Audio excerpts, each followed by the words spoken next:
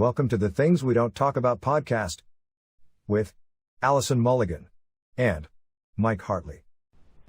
Hi everyone, and welcome to this episode of the Things We Don't Talk About. And you're here with me, Mike Hartley, and the wonderful Alison Mulligan.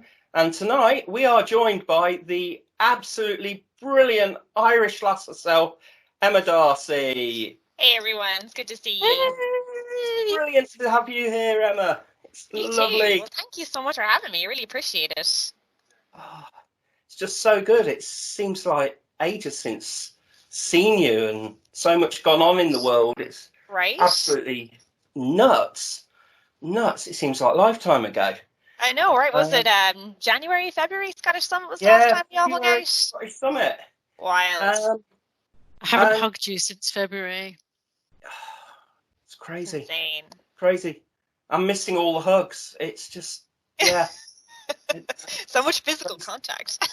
I know.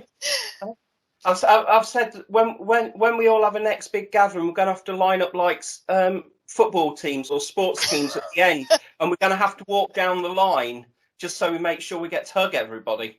Absolutely. Although there are some people that are all for that, and there are some people like, no, that'll just freak me out. I can't cope social distancing and everything. Not me. I'm in for the hugs, bear hugs. Yeah, I'd risk coronavirus for you guys. That's how much I love you. Any day.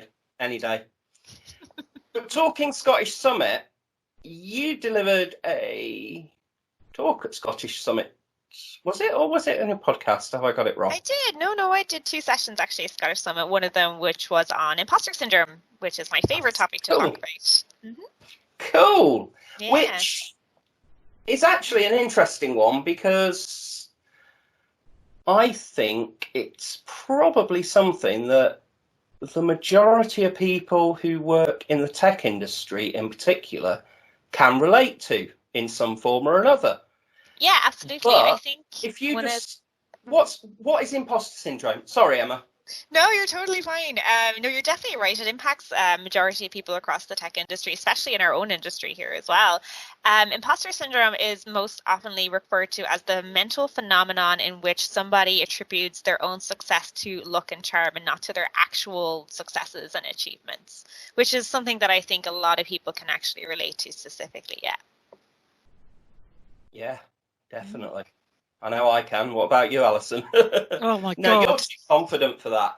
You're too confident. Yeah, honestly, is that what you think? Because no, like I literally, every time anything good happens, I always think that was really lucky that I happened to be there to do that. Or like, I'm so lucky that somebody else like put me forward, or it's because someone else did something else that I got that opportunity. Yeah. So like, I'm very much affected by imposter syndrome. And I think that's just a perfect example of it. I think you guys, or gals, ladies, I use guys generically. Guys is fine. Yeah. They. You always appear so ultra confident, and yet I know both you fairly well now. We've spoken a fair bit, and I know that beneath the outer layer there's onion, there's layers. Sorry to quote Shrek. I'm Shrek in this instant. I mean, with you two on the call, I'm definitely Shrek. So, but there's always that assumption that you look and you see somebody who's really confident and they're going for it, and actually they're probably crapping themselves as much as you are, if not more so. It's just hiding it. So talk to us all. I think for me, talking about imposter syndrome, it's actually a bit of a catch-22 because I always feel like I am an imposter talking about imposter syndrome, and why should I be here talking about imposter syndrome to all these amazing people that think I'm an imposter, right? So it's like a whole loop. But one of the things that I really enjoy showing when I give this talk is there's a slide where there's multiple tweets from many, many people in our industry specifically that would be classed as community leaders and just SMEs in their field that are basically saying, yeah, I get this every time I go on stage. I get this every time I submit a project, every single time. During our talk at Scottish Summit, one of my absolute favorite human beings came out and said that he had just started a brand new role, and he's actually a really well-known MVP, and came out and said that he felt imposter syndrome as somebody who started a new role and felt like because he was MVP, people like expected perfection from him and things like that, and it was quite intimidating. So it is definitely something that kind of spans across the entire community at various different levels. Yeah, for sure. And I think for a lot of us, and I would say, I don't want to speak for anybody else actually. So maybe I'll just say for me, I'm also a huge introvert, which I don't think many people would believe. I'm an introvert, borderline ambivert, meaning, I straddle between the two. So lockdown has been perfect for me because I can hide away. I don't have to go out anywhere. I don't have to speak to anybody. It's been an absolute gift in many respects. As much as I miss everybody, I've been able to keep in touch. But I am an introvert, and communicating with people a lot isn't something that comes naturally to me, and I have to overcome it. And because of what I do, for those of you who don't know, I'm a recruiter. I have to call people I don't know all the time. And at first I found it really, really difficult, but you find coping strategies, right? And that's all anybody's doing, is everybody's just finding coping strategies for the things that they find difficult. But what Emma's done and what you've done, Mike, and anybody else that speaks up about this, is you've made it okay for people to talk about it and say, actually, do you know what? This is something that I struggle with. This is something that I've had to find a strategy for. And I think that's the valuable part of it, because nobody likes feeling like that. Right? Nobody likes feeling like they don't have a value or that they're not doing a good job. Nobody wants to go to work and do a rubbish job. Everybody's trying to do their best, and it's very real.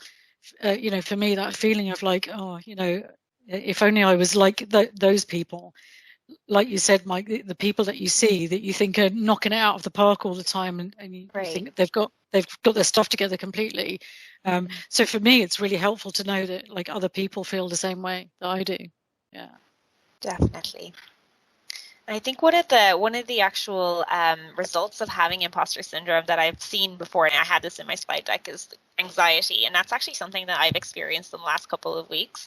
So with my imposter syndrome, I have several projects that have been due for a while. And, for me, they're somewhat outside of my comfort zone.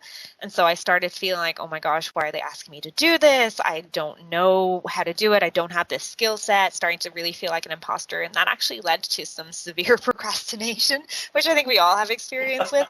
But then the procrastination became crippling anxiety over the last couple of days because they're actually due this week. And so usually when the procrastination kicks in, my brain actually kicks in. I actually start doing some work. But this time actually it was a pretty severe crippling anxiety for the last 2 days or so.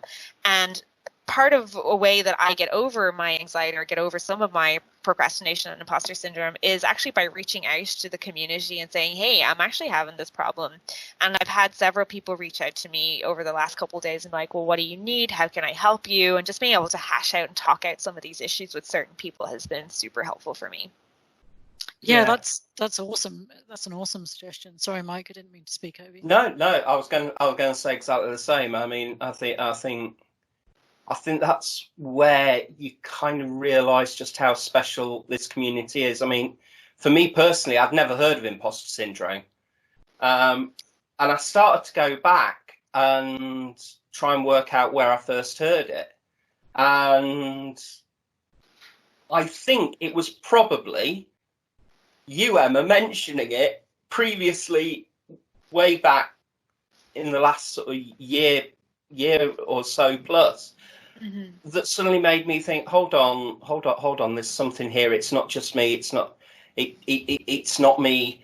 And then able to sort of talk to a few people out there, and I'm not going to speak for other people, but I know there are plenty of other people out there that do feel the same. And it was sort of the more you sort of talk to people, the more people go, yeah, actually, we're the same. And that whole conversation piece and bringing it out into the open, being really willing to be vulnerable in the first place, because you are putting yourself out there when you admit to something. But then that affirmation you get back from people in the community of, well, yeah, I feel the same, and okay, you've got a talk coming up in a couple of weeks' time at an event. I'll ring you the night before, check how you're doing. Or you can call me anytime, doesn't matter what time of night or day, give me a call and I'm there for you. I'll run through slides with you and everything else. And that level of support you can get from talking to people is brilliant. And also the whole thing with with the anxiety you mentioned. Yeah, I mean, it really is. It's a massive side effect of the whole imposter syndrome. And absolutely. I mean, I suffer anxiety anyway. As one of my many things that I deal with on a daily basis. So it just amplifies it. So apart from talking to people in the community, are there any other things you've found that help you out, or sure. words of advice and wisdom?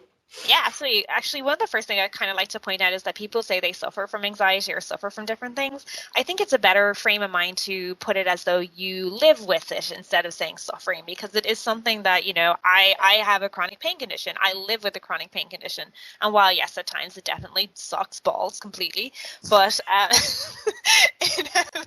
it's helpful to kind of rephrase it and put it in a more positive light than saying, like, you suffer, you actually live with it. So that's just one thing I kind of just wanted to share. It helped me significantly. Things that help me cope with anxiety. It's not something that I would say that I live with on a regular basis. It's something that occurs occasionally, and it's definitely been a pretty serious issue this week. So for me, I reached out to some of my best friends. Andrew Welch is probably one of my closest friends, as we all know in the community, and he has been a bit of a lifesaver for me the last couple of days. So he will basically take a step back and will be super logical with me and say, hey, well, why are you feeling this way? What is it that you need to do? Write down your list and tackle it step by step, because I also live with ADD. So as somebody with ADD, if I have too many things on my plate, I will get completely overwhelmed and my anxiety will then kick in. And so for me, having a third person to just go to and say, list these things out, work on them one by one, tackle the things that are most important, has been significantly helpful. I'm very interested in that. So there's two things I want to pick up on there. Number one, ADD. This is just a side point. The vast number of very successful entrepreneurs are people that suffer with ADD. Did you know that? I did not know that. Yeah, it's a huge benefit if you're going to run a business. Oh wow, good to know. Because you can achieve a lot, right? And you can get a lot done in less time than a lot of other people. So it's a huge benefit. Aside from that, the anxiety, I wouldn't say that I have anxiety or that I live with anxiety. I'm not an anxious person. I don't get nervous or anything like that. So like my foibles are in a different area. But when you were saying then that because your anxiety gets high, you start procrastinating. I definitely do that. I find myself procrastinating when I have tasks to do that are ones and it's not even necessarily that task that I don't want to do. I know that task leads on to something else. And so I don't want to start the task before until I get to a point where I have to do it because time is running out and my hand is forced. So like, perhaps I do have some anxiety, or almost certainly that I have some anxiety that I need to deal with around not wanting to do things because I know I don't want to do them. or it could well be. And I mean, I should have said at the beginning, obviously we're not medical professionals, we're not psychiatrists, psychologists or anything. We're just sharing our own personal experiences and what we've found works for us. But it might be that the anxiety is, well, if you live with anxiety, it might just be that gets amped up a bit.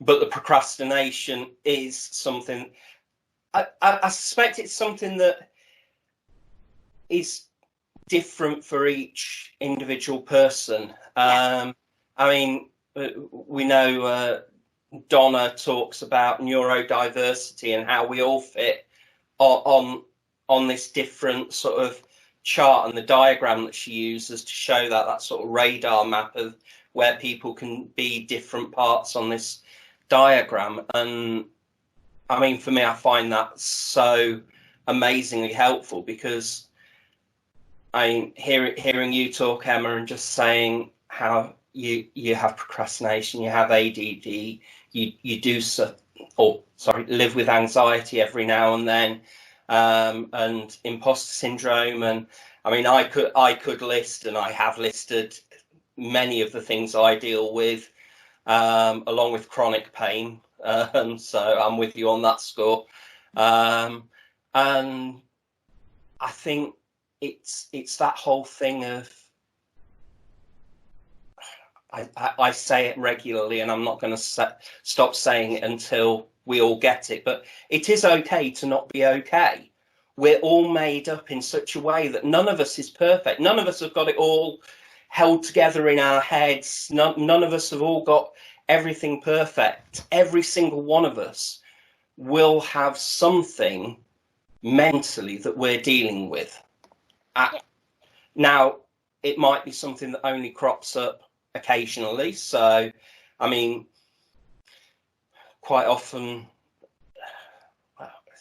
if I'm heading up a project, then I can feel imposter syndrome, because I think, well, those people know better than me. Why am I doing it? Or if I'm speaking, well, why am I speaking? Why am I putting myself forward? I know no better than the people in the room. But it could be so many different things. And it's just remarkable to actually realise that the more we have these conversations, the more we talk about it together, and we realise just how we're all made up, and we all have these things that we live with, the more we realise how normal it is. Right. I think especially right now, it's quite compounded by the fact that we're all living through a global pandemic, right? So, things are completely out of control. And I don't know about many other people, but when things are out of my control, I start trying to control other aspects of my life, which tends to impact me mentally as well. So right now, it's definitely okay to not feel okay, because nobody feels okay right now. And it's important to recognize that. To 11 at the moment. Yep, it's very much important to recognize that if you're not feeling mentally okay, or if you're suffering from or living with some form of anxiousness or procrastination or something like that, it's totally okay to feel that way. I just want to I think you've got some other top tips for coping strategies or things that people can do, and I think what would help me is if you have any definitely don't do's when people are having a hard time, because I'm one of those people, I'll go galloping in and stick my foot in it. Go, everything's fine, don't worry about it, Yeah, and the person's going no, everything isn't fine, so what are the don't do's? Don't do's is a really good question. I never get asked that question, so that's a really good one. Kind of diminishing how somebody feels is really important. So if somebody's like, yeah, I'm really, not feeling great, I'm really worried about this project, just kind of turning around and say, oh, you'll be fine, doesn't really help anybody. You're basically just negating that person has negative feelings towards something for no reason. So that's one of definitely the important things I would say. Other don't do's would be from a personal aspect. Try not to listen to those inner voices, right? So we all have those inner voices that are like, oh no, you just got this Microsoft exam, you passed it because you just clicked on the right buttons and you actually don't know anything, which honestly is what I said to myself last Thursday. I was like, there's no way I'm going to pass this exam. But yeah, that kind of voice in my head kind of creeped in. I was like, oh, you're very lucky to have passed that. There's no way you should have passed that. And just because you have this certification doesn't mean anything. But at the end of the day, right, it actually does. So we give exams a lot of stick. A lot of people be like, oh, exams don't mean anything.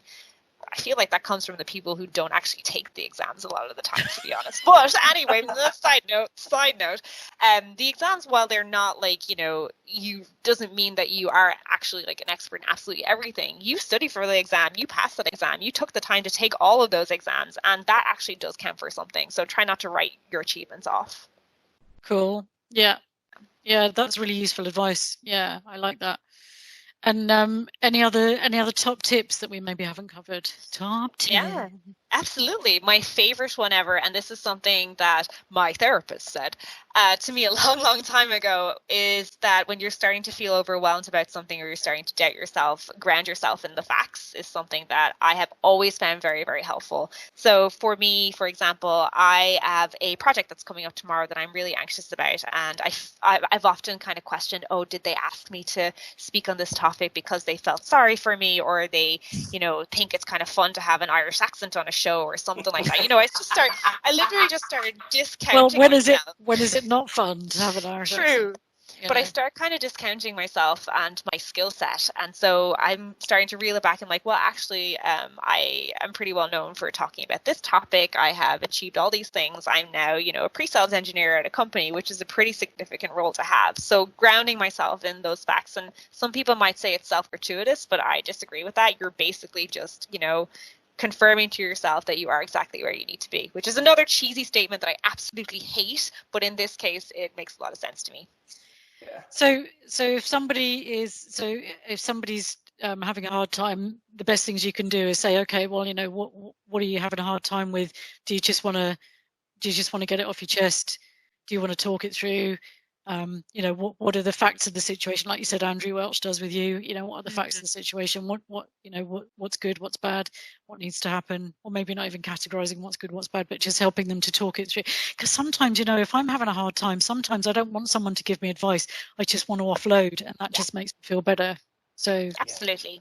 Yeah, and tackle one thing at a time. So yesterday I was in a really bad state, and so I was like, even if I just tackle one thing, if I just achieve one small thing for the day, I'll feel like I did something. And so that's when I wrote half of a blog post. So I didn't finish the thing, but I actually started.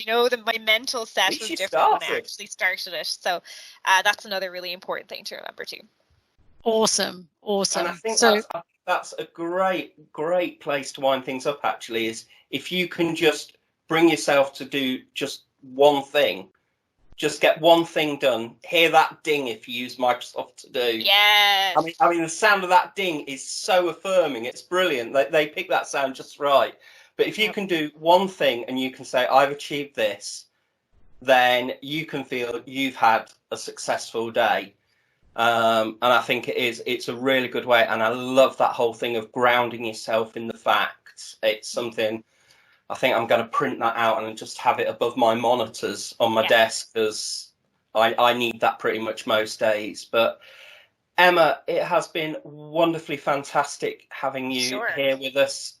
It has been a pleasure as always. And thank you for sharing. I know you've spoken about this subject so many times, but it's because we recognise that you've done the research, you know what you're talking about a bit more than the rest of us do. Definitely more than me. There you go. You do. I mean, your definition at the beginning was brilliant. So thank you so much. You're welcome. And a huge thank you from me, because you're always there. Like, whenever I've reached out to you, you've always been like super responsive and always been there to help. And I really appreciate you for that as well. I appreciate both y'all. Y'all are key aspects of this community, and we wouldn't be here without you. Back at you. But thank you very much. Thank you. And we'll speak to you soon. Thanks, Emma. Thanks. Bye. Bye. Thanks for listening to The Things We Don't Talk About with Alison Mulligan and Mike Hartley.